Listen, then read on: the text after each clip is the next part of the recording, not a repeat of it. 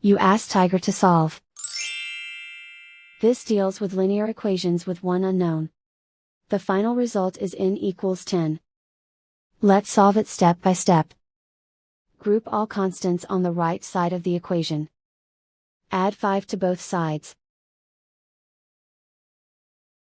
Simplify the arithmetic.